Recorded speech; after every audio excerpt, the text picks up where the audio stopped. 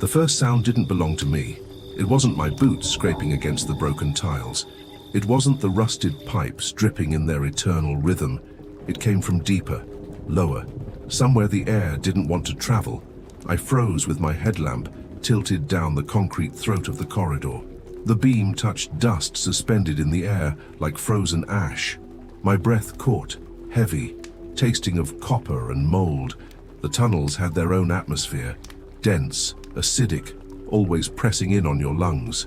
The echo repeated, 3 steps, then silence. Not mine.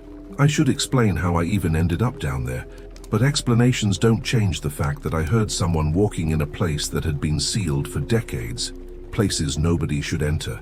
My name is Andre. This happened during my 3rd expedition to the exclusion zone. Chernobyl had already become an obsession for me, not because of its history, but because of what hid beneath it. The city above was the carcass everyone photographed, but below, buried beneath the earth, were the arteries that fed the reactor, the military bunkers, the forgotten tunnels. Few dared to crawl into them. Even fewer returned with stories that made sense. I remember carrying a thermos of coffee that had already gone cold. My stomach ached from the canned food I had eaten hours earlier. My gloves itched from the asbestos dust. Details of normal life that seemed to shrink, meaningless, against the vast silence around me. And then, again, that sound. I turned my lamp quickly, catching only raw walls stained with chemical leaks. Rust peeled like skin. The echo rolled away into nothing, as though the tunnels swallowed the intruder whole. I told myself it could be water, falling debris, the illusion of acoustics in confined space. I told myself many things. My pulse didn't listen. Still, I pressed forward. The concrete ceiling dripped cold water onto my neck. A sudden draft crawled past me, though the air below was supposed to be stagnant. I smelled something like burned wires, sharp and electric, but my Geiger counter remained eerily silent. No ticking, no life. I stopped again when my lamp flickered. The dark was absolute here, the kind that isn't just absence of light, but presence of something heavier. My knees locked, and for a second I thought I saw, between the pulsing flashes of the failing beam, someone's shoulder brushing the end of the corridor. But when the light stabilized, it was gone. I whispered my own name without realizing it, as if I needed to remind the darkness who I was. My own voice cracked against the walls and dissolved in layers, echoing forward, backward, and somewhere else entirely. Then, very faint, the echo answered. Not my voice, not in the same tone. It said my name. The air changed after that, heavier, thicker, like the tunnels themselves had inhaled. I stood still, afraid even to breathe. My headlamp carved out a narrow cone through the dust, but the shadows beyond seemed alive, stretching, shifting, waiting. I touched the wall with my gloved hand. The surface was damp, rough, like touching the inside of a lung. I had the sudden impression the structure wasn't dead concrete, but some kind of skin sweating in silence. I forced myself to move. My boots scraped softly, almost apologetically against the ground. Every sound I made felt amplified, as though the entire underground had become an ear pressed close, listening. The corridor narrowed. I passed broken metal piping and remnants of abandoned tools, wrenches, a crushed helmet, coils of cabling that smelled of oil and rot. My lamp reflected off stagnant pools of water, their surface trembling even though there was no draft. Ripples formed, delicate circles expanding as if something beneath had exhaled. A few meters deeper, I found the first sign of human touch in decades. Faded Cyrillic letters sprayed onto the wall, warnings half erased by moisture. I couldn't read all of them, just fragments. Radiatia, zapret, forbidden, radiation. The words seemed less like official markings now and more like desperate prayers. I stopped to drink from my thermos, but the coffee was colder than the water dripping from the ceiling. My stomach churned again, acid rising into my throat. I remembered the canned beans, the metallic taste clinging to the back of my tongue. Small details that didn't matter, but clung, as if to remind me my body was still alive, fragile, fallible. The echo returned. Steps, 2, 3, always behind me.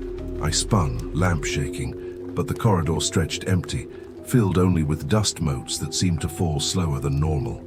I tried to convince myself of fatigue, of echoes bouncing strangely in the geometry of the place, but fatigue doesn't breathe. And I heard it then, low, mechanical, filtered, like someone exhaling through a mask. I pressed forward faster, almost stumbling over uneven flooring. My boots crunched against glass fragments scattered across the path.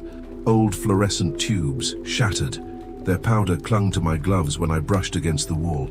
My lamp beam caught the shimmering dust, glowing faintly, as though the tunnel had stars of its own. I thought of the men who built this place. Soldiers, engineers, workers, descending day after day, carving this labyrinth beneath the city above, never imagining what silence would remain when they were gone. The silence ended abruptly. Ahead, something metallic groaned, long and deep, vibrating through the walls. My lamp quivered as if the sound itself disturbed its filament. It wasn't the collapsing noise of rust. It was deliberate, like a gate opening or closing. And with that sound came another draft, this one warmer, carrying the smell of scorched rubber. I froze again, lamp aimed forward. The tunnel bent slightly to the right, but I could see the faint outline of something massive at the curve. A door, steel, heavy, and it hadn't been there before. The steel loomed at the curve, wrong against the geometry of the tunnel. It was too clean, too intact.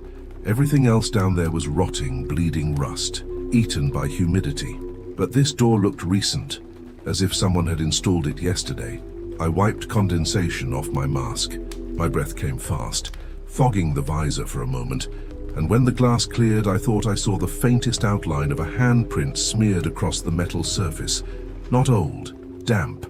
My lamp flickered again, not once, several times, rapid bursts, like an arrhythmic heartbeat. Each blink cut the corridor into fragments.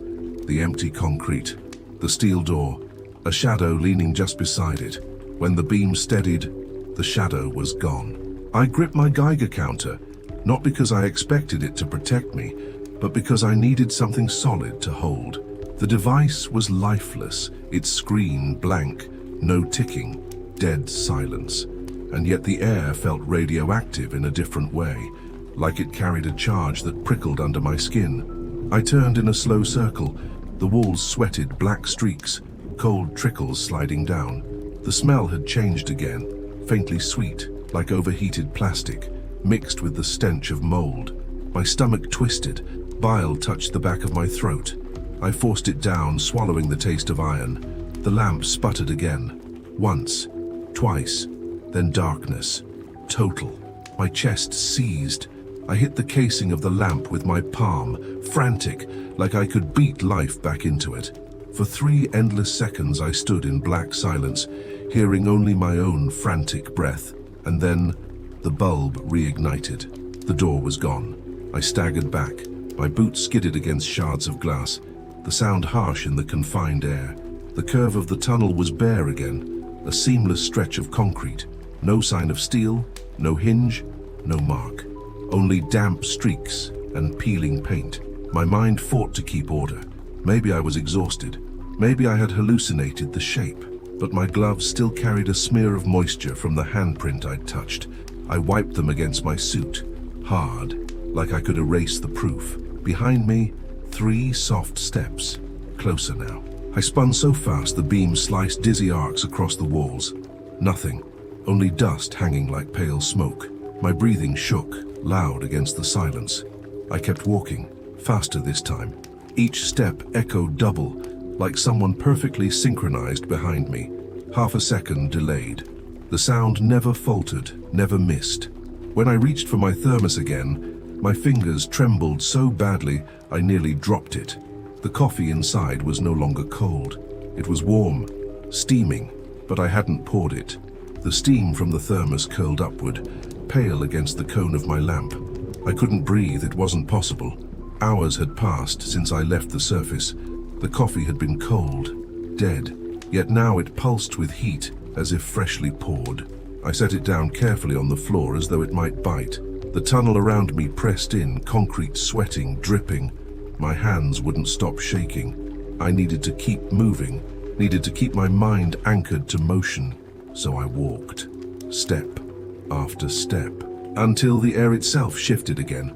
The smell hit first, sharp, metallic, almost like fresh blood mingled with damp iron. My teeth ached, the kind of ache you get when touching foil to fillings.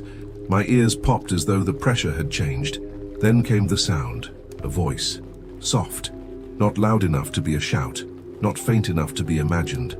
A man's tone, rasping through static, as if filtered through old speakers buried inside the walls. The words were broken, slurred, fragments of Russian I almost understood. Ostanisia, ne ukodi. Stay, don't go. I froze mid-step, mouth dry. My tongue felt thick, useless. I wanted to call out, to demand who was there, but my throat locked. The silence after his words was worse than the words themselves. I pressed my ear to the wall. It vibrated faintly, as though something was moving within. The concrete felt warm against my skin, disturbingly alive. My lamp buzzed. The bulb stuttered. In those fractured flashes of light I saw it. Words scratched into the wall, not painted, scraped deep with something sharp, desperate. They weren't Russian. They were my name, repeated over and over, gouged into the concrete. Letters uneven, trembling as if written in panic.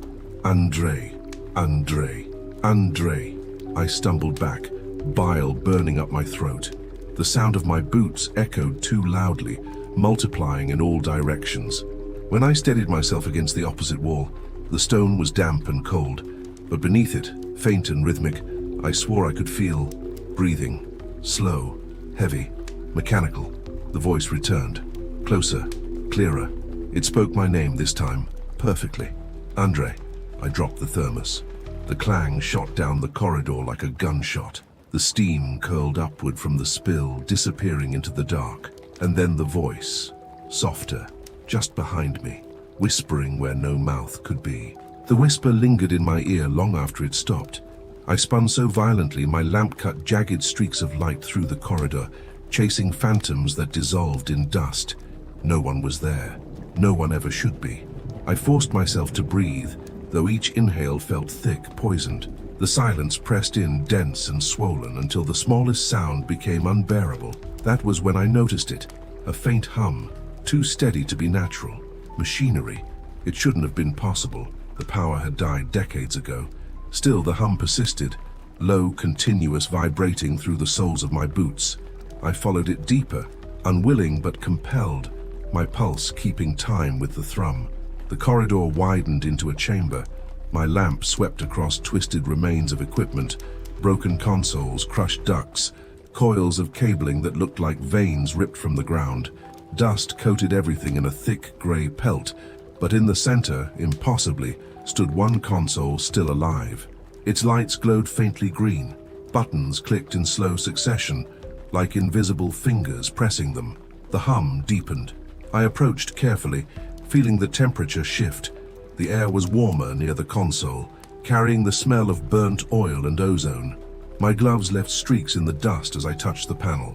The surface trembled under my hand, pulsing faintly like a slowed heartbeat.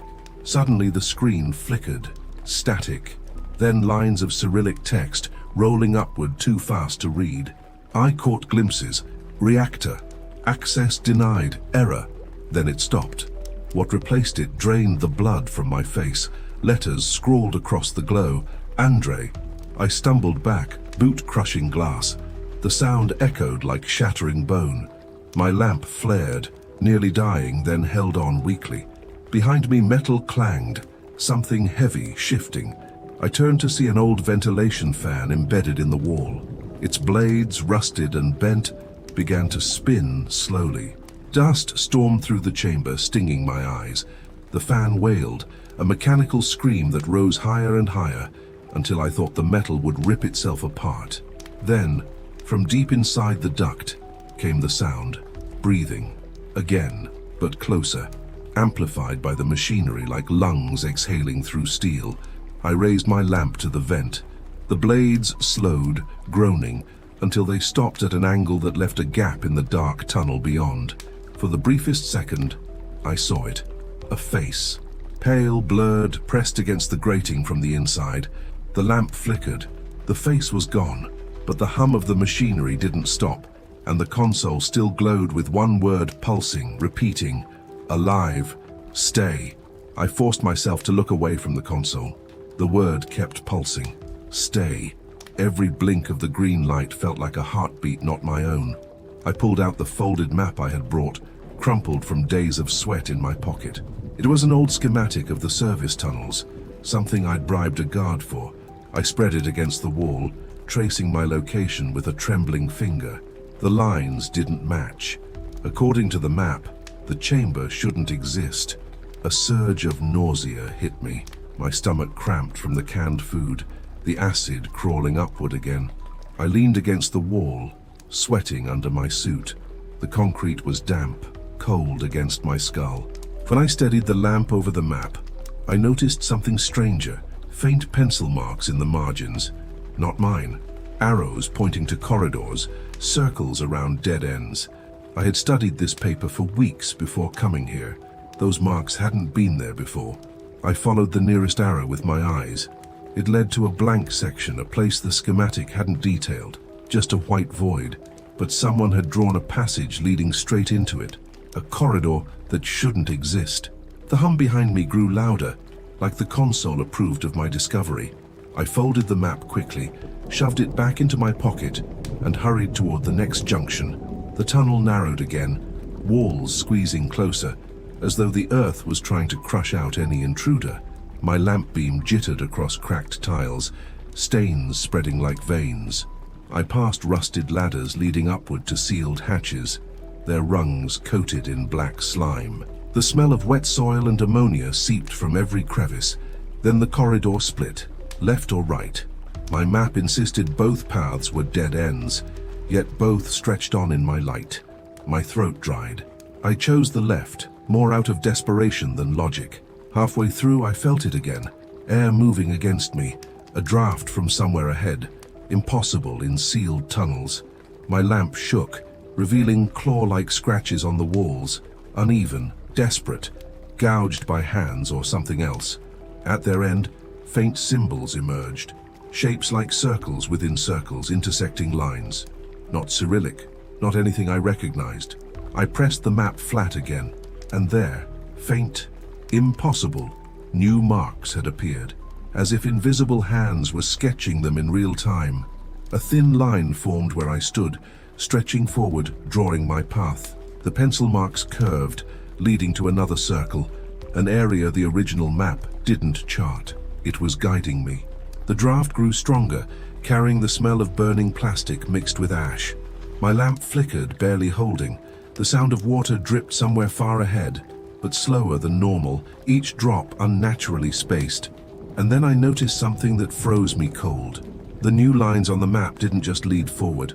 They circled back, toward where I had just come from, and in the center of that loop, scrawled in a handwriting that wasn't mine, one word had appeared: waiting. The word pulsed in my head even after I folded the map. Waiting. It didn't say for who, it didn't need to.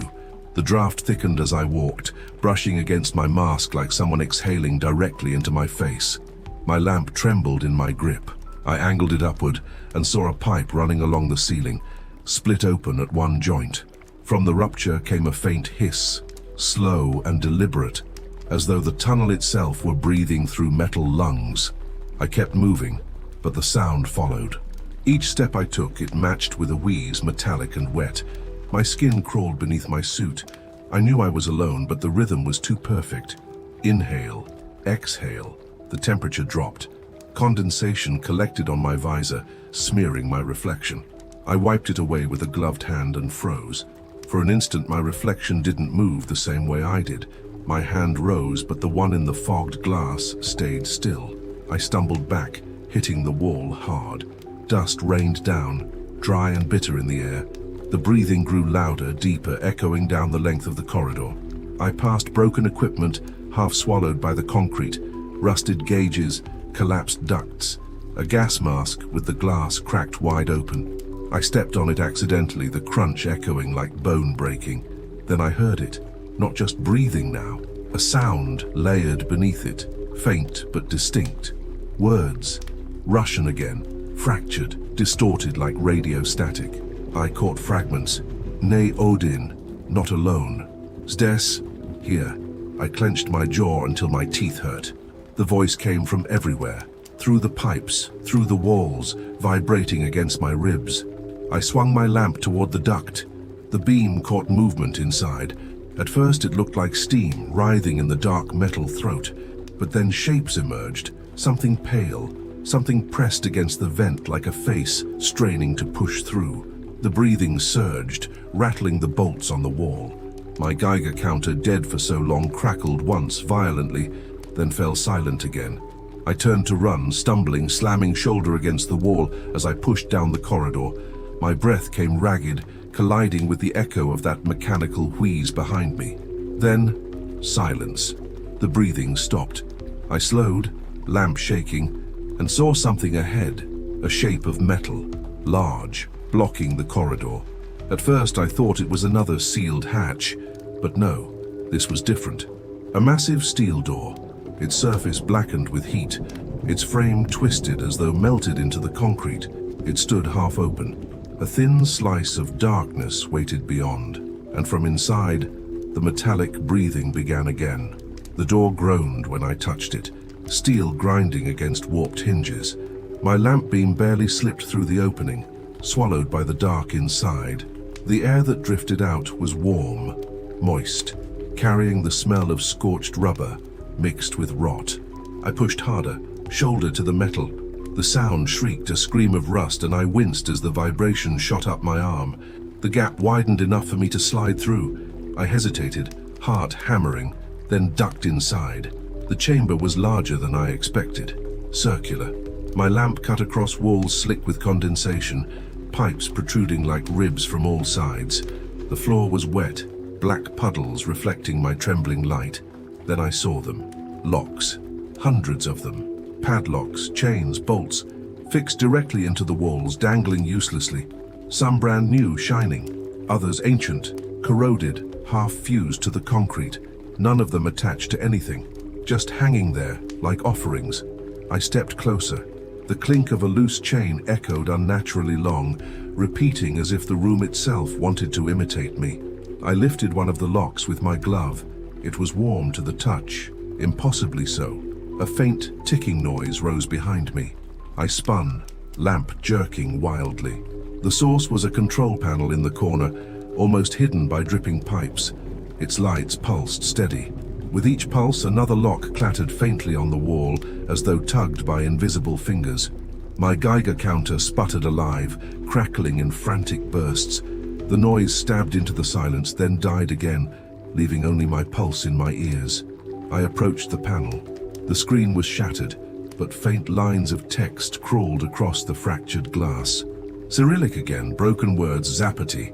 Neotkrive, locked. Do not open. I stared at the locks, hundreds of them, swaying slightly as though stirred by a breeze that didn't exist. My throat tightened. Then, in the corner of the room, I noticed a door. Not steel, not concrete. Wood. Completely wrong for this place.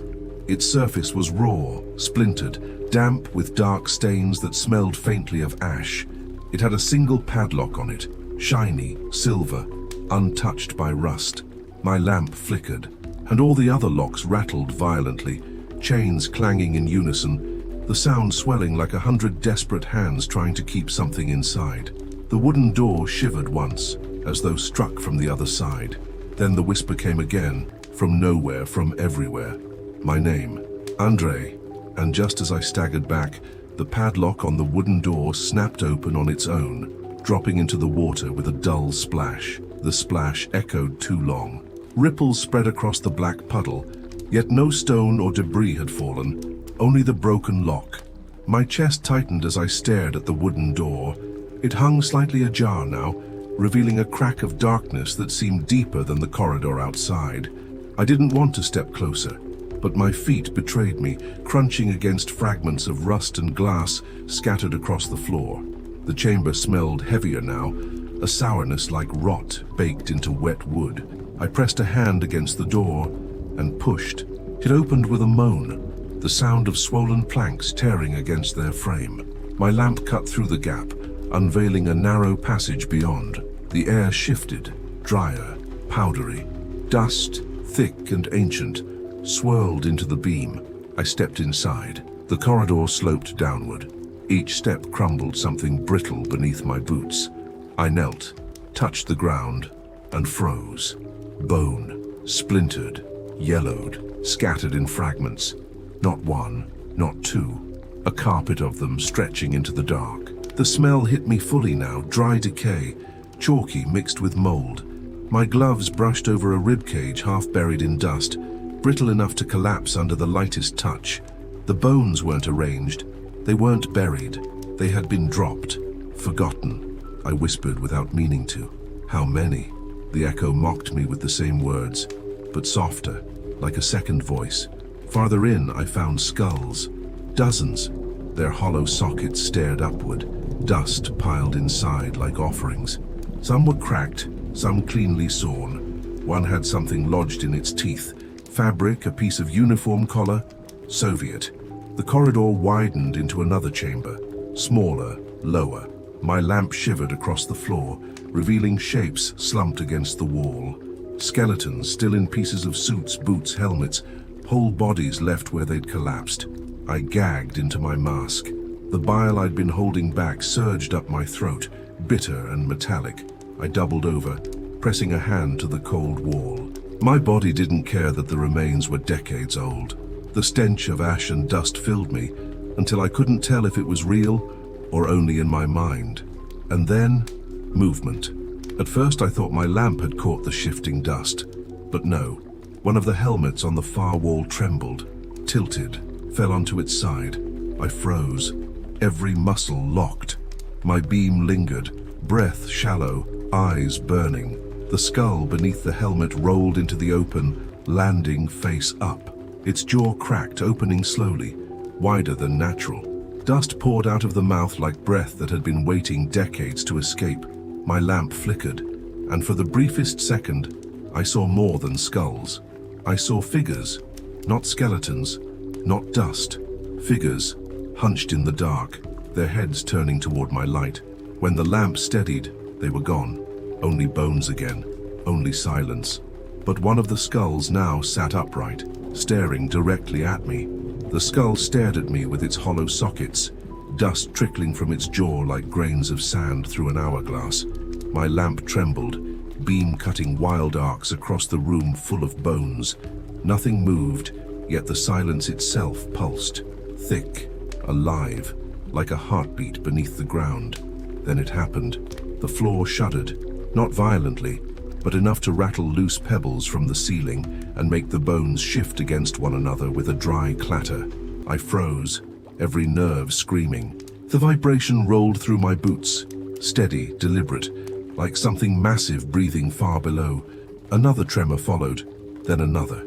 The chamber groaned as though the earth itself was stretching awake. My teeth chattered, not from cold, but from the subtle oscillation traveling up my spine.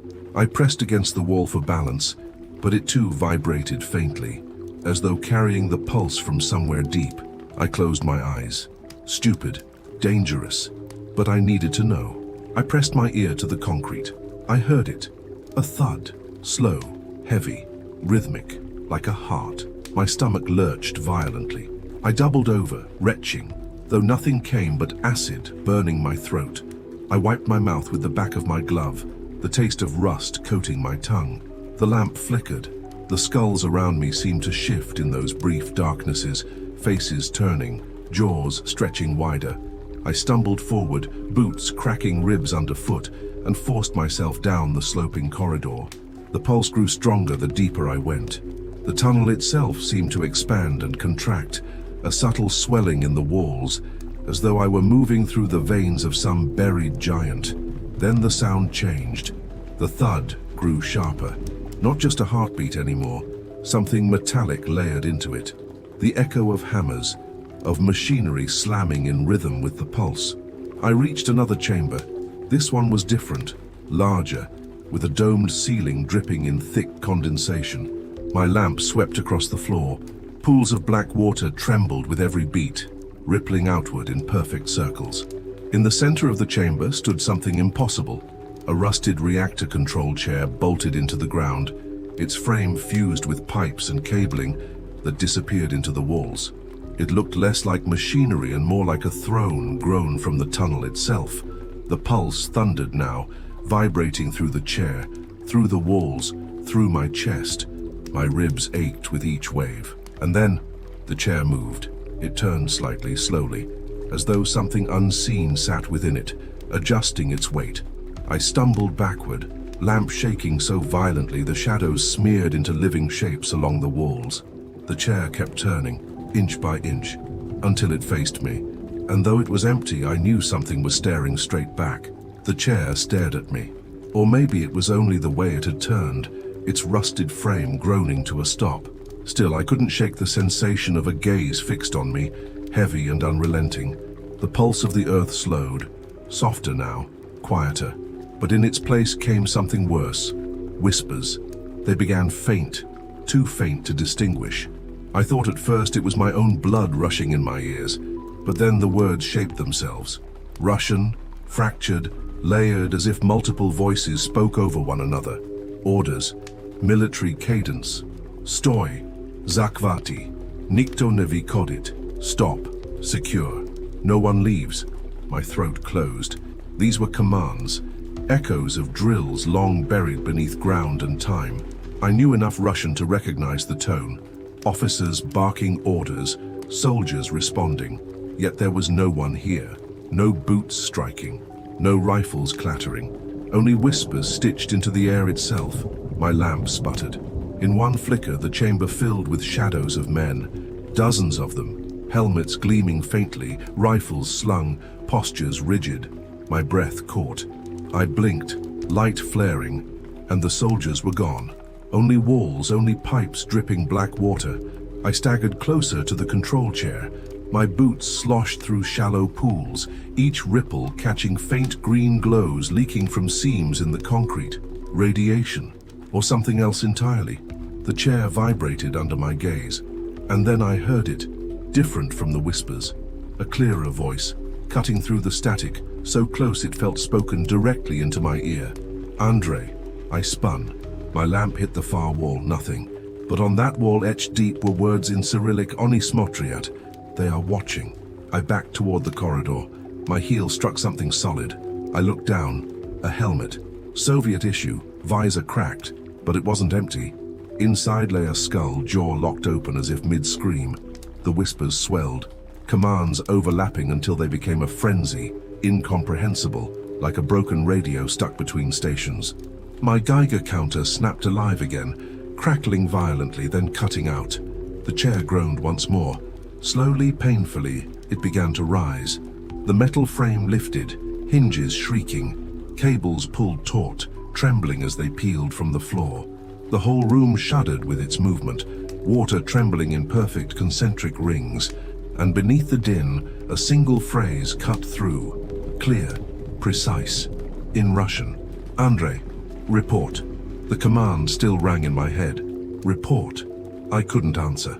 My mouth was dry, my tongue swollen like clay, but part of me wanted to obey. The weight of that word pressed down on me, almost military in its force. I staggered backward into another corridor, the whispers dulled, replaced by a new sound. Water. Slow, steady, dripping. The air grew colder, wet mist clinging to my visor, fogging the beam of my lamp. The tunnel sloped downward. The floor darkened until my boots splashed into water that reached my ankles, then my shins. It was icy, numbing, seeping through seams of my suit. The smell was foul, stagnant, metallic, tinged with rot. My lamp swept the walls, watermarks climbed high, algae blooming in streaks of green and black. Pipes sagged above, dripping steadily. Something hung tangled among them. A rotting boot, laces swaying in the damp current of air. The water deepened, waist level now. My movement slowed, each step dragging like I was wading through tar. My breath echoed inside my mask, harsh and uneven. Then I heard it, a splash. Not mine. Something else had moved beneath the surface. I froze, lamp fixed forward. The water stilled around me, ripples fading into silence. Then, another splash, farther ahead, followed by the faint sound of something sliding, dragging across the submerged floor. My stomach clenched. I wanted to retreat, but the corridor narrowed behind me, water already rising. I pressed forward, chest tight, lamp beam shaking violently across the flooded passage. The tunnel opened into a wide chamber, a reservoir. The ceiling dripped constantly, feeding the black pool that filled the entire room. The water's surface gleamed like oil, broken only by occasional bubbles rising from the depths. In the center stood a concrete platform barely visible above the waterline. On it lay rusted equipment, gauges, broken crates, a single chair tipped on its side. I could reach it maybe if I swam. The thought froze when I saw the ripples. Something moved under the surface, large, slow, circling. I held my lamp steady, heart slamming against my ribs. The beam pierced the black water, revealing nothing but my own trembling reflection. Then it rose, a pale shape, slick, breaching the surface for an instant. Not a face, not an animal, just the impression of flesh where flesh shouldn't be, sliding back down with barely a sound. The bubbles increased, closer now, surrounding me. I tried to move back, but the water resisted, pulling at my legs. My lamp shook. In the rippling reflection, I thought I saw myself.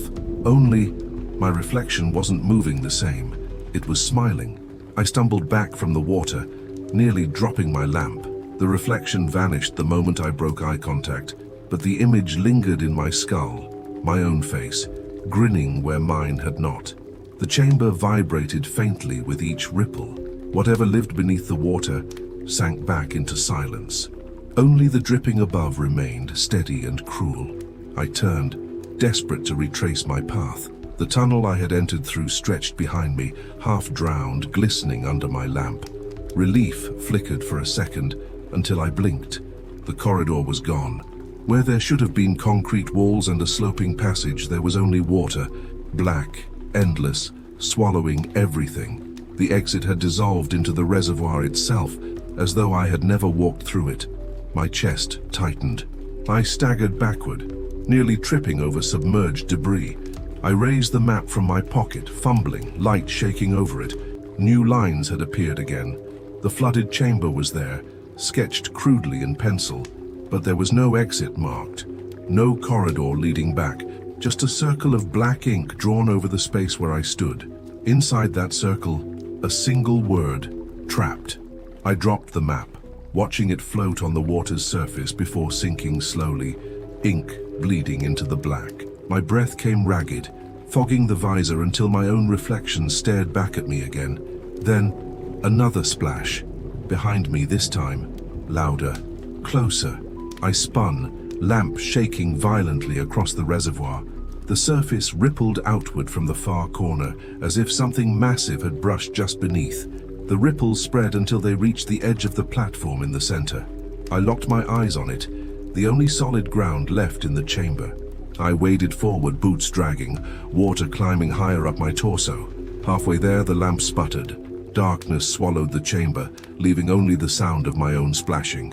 I hit the casing again, desperate. Light flared back on. The platform was farther away. Too far.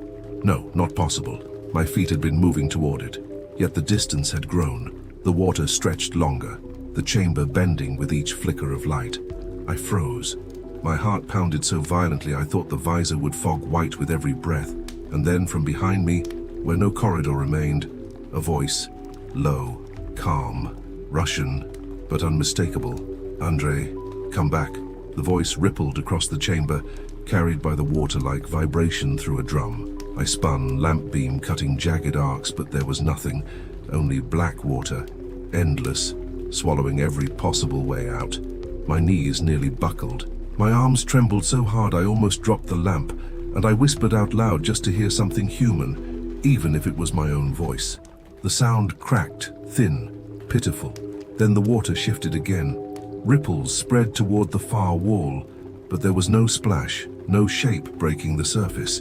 The ripples moved as though a corridor had opened beneath the reservoir, a hidden current pulling me toward it. And then my lamp died. Darkness fell. Not the kind your eyes adjust to, Not shadow, not absence. This was something thicker. It swallowed my sense of distance, of space, of self. My breathing roared inside my mask, louder than the water itself. I hit the lamp desperately. Nothing. Only black. I took a step. My boot found no resistance. The water was gone. My foot struck dry concrete. I staggered, heartbeat hammering in my throat. Another step. Yes. Solid ground, dry floor. The smell had changed. The mold and rot of the reservoir were gone, replaced by something acrid, chemical, like burnt insulation. I couldn't see a thing. My hands groped the walls, fingers scraping across concrete rough with etched grooves. I traced them blindly, realizing they were carvings. Letters. Not Cyrillic. Not any alphabet I knew. The air grew hotter as I walked. Oppressive. Like standing too close to a furnace. Sweat beaded under my suit, stinging my eyes. Then, movement. Not sound, not touch. Movement. The way darkness shifts when something is breathing inside it. I froze, head tilted, lungs locked. I swore I heard a faint exhale just inches from my face. The urge to scream clawed up my throat, but my voice wouldn't obey. I forced one hand to lift the useless lamp, as though it could still shield me. My body shook with every heartbeat. And then, light. Not from me. A faint red glow appeared ahead, pulsing dimly like a dying ember. It revealed a narrow corridor stretching forward, walls slick, ceiling low. At the far end, the glow deepened, bleeding across the concrete like liquid fire. I stumbled toward it, anything to escape the blind dark. My boots crunched across shards of glass that hadn't been there a moment ago.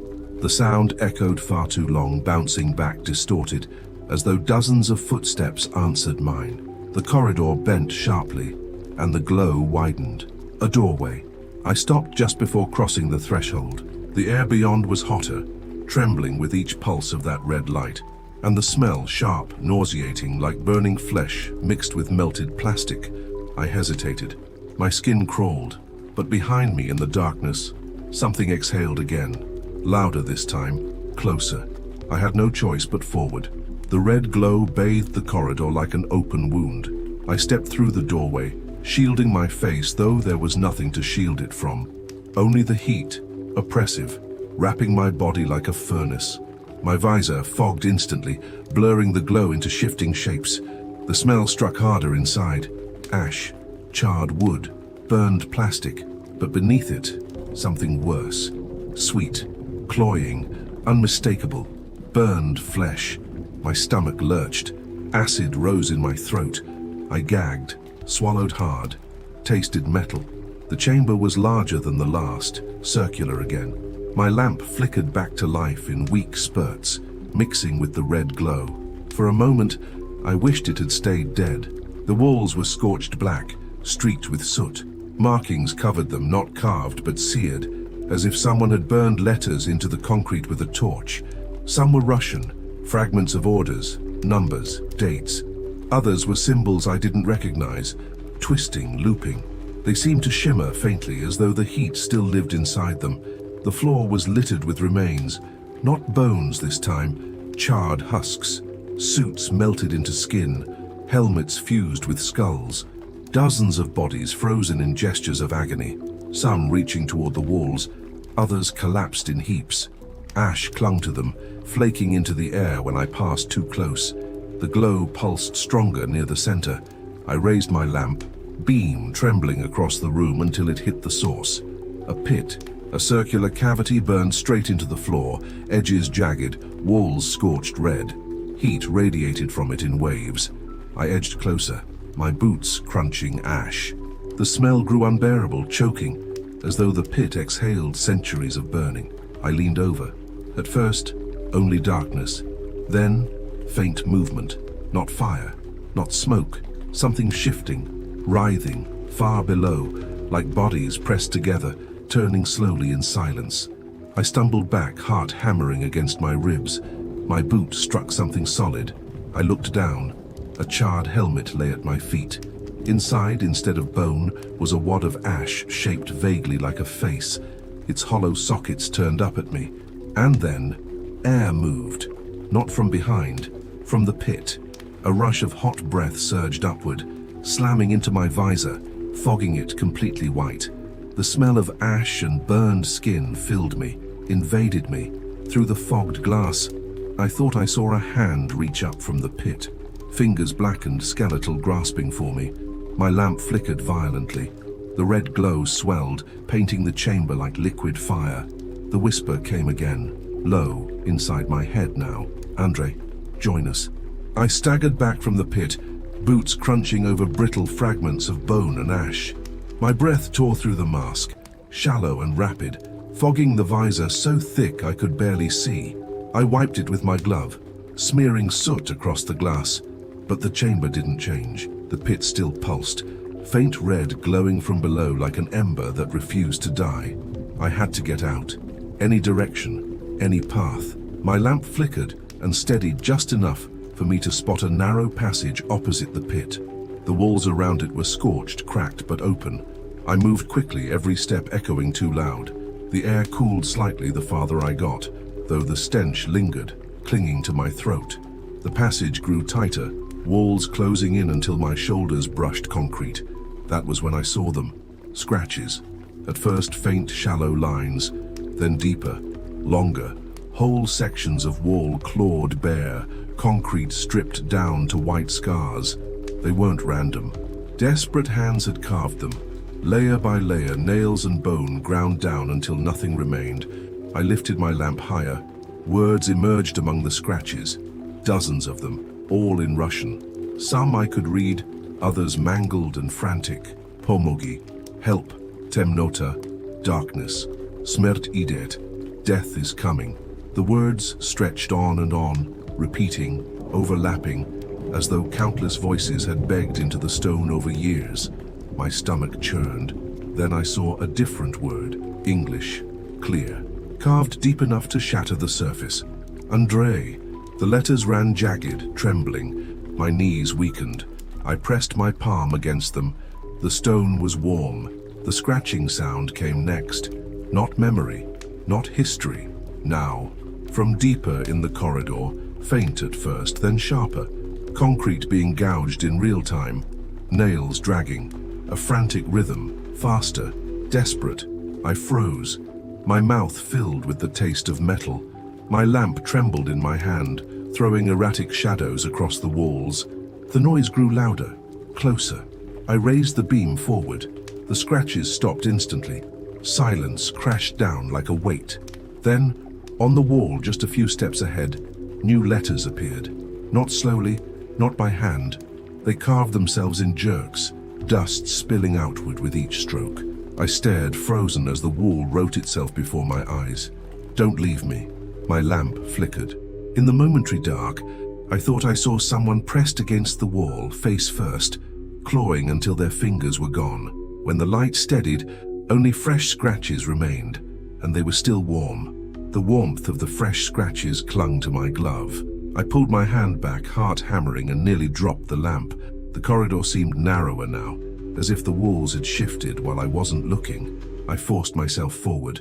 Each step echoed too long, bouncing from wall to wall until it felt like someone else's boots were following mine. My chest burned with shallow breaths, the mask pressing heavy against my face. That was when I felt it. A gaze, not imagined, not paranoia, heavy, focused, like the weight of a rifle scope pressed between my shoulder blades. I stopped mid-step. My lamp beam shook as I slowly turned. Nothing. Only the scratched walls stretching back into black. But the sensation didn't fade. If anything, it grew stronger, crawling over my skin, prickling the back of my neck. I whispered my own name without realizing it, a pathetic anchor to reality. The corridor threw it back at me, warped, as though someone else had repeated it from farther away. Andre. The voice was mine, but it wasn't mine. I staggered forward again, faster now, scraping my shoulder against the wall for balance. The carvings thinned out the deeper I went, replaced by smooth, damp concrete. My lamp beam stretched ahead and froze on something impossible. An eye. Painted? No. It glistened wetly, embedded into the wall itself. A human eye, lidless, staring straight at me. Veins trailed into the concrete, as though the wall itself had grown it. My lamp caught a reflection in its glossy surface, my own terrified face distorted. I stumbled back, but the wall shifted again. More eyes opened. Small at first, then larger. Dozens. All staring. Their pupils contracted at the touch of my light, then widened again in the dark. My throat closed. I wanted to scream, but no sound came out. Then one of the eyes blinked. A slow, deliberate shutter of membrane. The weight of the gaze pressed so hard on me I dropped to my knees. I clenched the lamp with both hands, shaking, desperate to keep light between me and them. My breath rattled, loud and wet in the mask, and then, between the eyes, a mouth opened. Not wide, just enough. The whisper slipped out, soft, patient, thick with static. "I see you." The eyes rolled in unison, tracking me as I stumbled backward. The mouth stretched wider, into something resembling a smile carved in stone. I turned and ran, boots slamming against the concrete, splashes of water echoing in the distance. The gaze didn't leave me. It followed, invisible, pressing into my back, into my skull, into my ribs. When I finally stopped to breathe, chest heaving, I looked down at my arm. A handprint was pressed into the dust of my sleeve, not mine. The handprint burned cold through the fabric of my suit. I rubbed at it furiously, but the dust only smeared darker, as though the mark had already sunk into me. My stomach cramped, twisting hard, the bitter taste of bile rising again. Then the rumble started. At first, faint, like a distant train grinding along rusted rails. The ground beneath me vibrated in short pulses. Dust rained from the ceiling, stinging my eyes.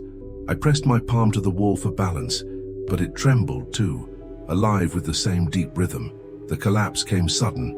Concrete split open behind me, the sound like a cannon blast in the confined corridor. I staggered forward as the ceiling tore free in chunks, crashing into the floor. Shards of rebar stabbed outward like broken ribs. I ran blindly, lamp jerking, as walls cracked on either side. The air filled with the smell of raw earth and rust, choking me with grit. My boots slid over rubble, scraping bone dry against stone. The whispers rose again, threaded through the groan of collapsing tunnels. "Stoi, Ostanovis." Stop, don't move. The command repeated, closer, louder, overlapping until it sounded like a crowd shouting inside my skull. I ignored them. I couldn't stop. Another section fell ahead of me, a wall crumbling inward, sealing off the path I'd been following. I skidded to a halt, coughing through the cloud of dust. My lamp beam cut through the haze and froze on something strange. The collapse hadn't just buried the corridor, it had revealed one. Through the jagged fracture in the wall was a passage I hadn't seen on the map. Narrow, raw, carved into the earth like something burrowing. Its walls dripped with moisture, glistening under my weak light. I turned back. The corridor behind me was gone, buried in concrete and debris. The only way forward was this new wound in the ground. My lamp flickered, and in that second of darkness I thought I saw movement in the fresh rubble, hands clawing weakly, pushing free. But when the light steadied, nothing remained, only crushed stone. I swallowed hard, throat raw, and stepped into the new passage. The air here was different, warmer but heavy with a copper tang. My boots sank slightly in mud that clung thick to each step. The wall seemed too narrow, pressing against my shoulders, like the earth wanted to close again and swallow me whole. Somewhere deep ahead I heard water dripping, slow, deliberate, like a clock, and beneath it another sound, fainter, a heartbeat. Only it wasn't mine. The dripping guided me deeper, each step muffled by the thick mud sucking at my boots. My lamp swayed in my trembling hand, the beam cutting across wet walls that seemed to glisten like flesh. The copper tang in the air grew sharper, mixing with a faint sweetness that made my stomach lurch. Then, sudden silence. The dripping stopped. My breath inside the mask roared in the stillness. But beyond that, nothing. No echoes, no hum. Even the faint vibration of the earth had ceased. I froze, lifted my lamp higher. The passage widened abruptly, revealing a chamber carved into impossible symmetry. Perfect circle, smooth walls, glistening with condensation. The ceiling was high, lost in shadow. I stepped inside. The silence deepened. My boots struck the floor, but there was no sound, not even the faint scrape of rubber on stone. My heart thundered, yet I couldn't hear it. The mask hissed with breath, yet even that was stolen away. The chamber devoured all sound. Panic clawed at me. I slapped the wall with my palm, desperate to hear anything, but nothing came. The silence pressed into me, suffocating, a physical weight. My head spun. I could hear only the faint ringing of my own blood, a high whine inside my skull. Then I noticed the floor, carvings, dozens of them, etched in spirals that converged at the center. Strange symbols, some jagged, others looping, none I recognized. The grooves glistened with moisture, faintly reflective under the lamp's cone. I followed the spiral inward, each step making my body feel heavier. My chest ached, my limbs dragged. By the time I reached the center, I was barely moving. There, embedded in the stone, was something I couldn't comprehend.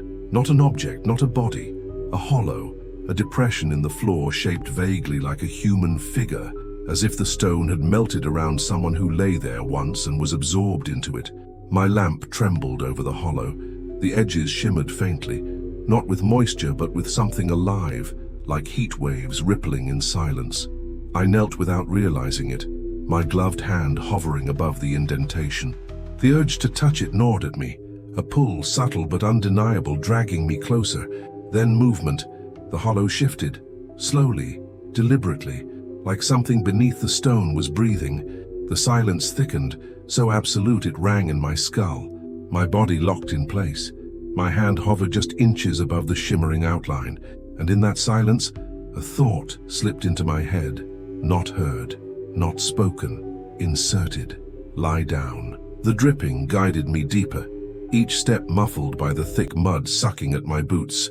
My lamp swayed in my trembling hand, the beam cutting across wet walls that seemed to glisten like flesh. The copper tang in the air grew sharper, mixing with a faint sweetness that made my stomach lurch. Then sudden silence. The dripping stopped. My breath inside the mask roared in the stillness, but beyond that, nothing. No echoes, no hum. Even the faint vibration of the earth had ceased. I froze. Lifted my lamp higher. The passage widened abruptly, revealing a chamber carved into impossible symmetry. Perfect circle, smooth walls, glistening with condensation. The ceiling was high, lost in shadow. I stepped inside. The silence deepened.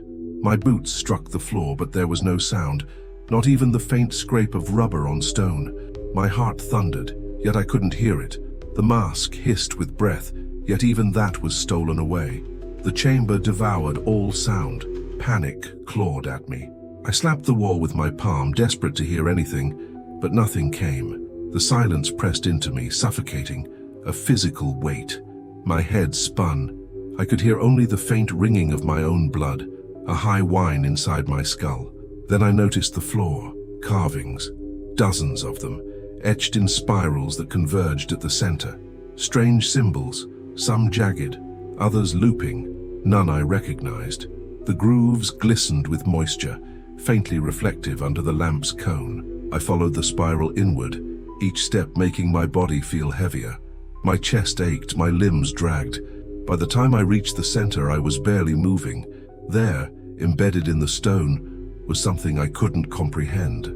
Not an object, not a body, a hollow, a depression in the floor shaped vaguely like a human figure, as if the stone had melted around someone who lay there once and was absorbed into it.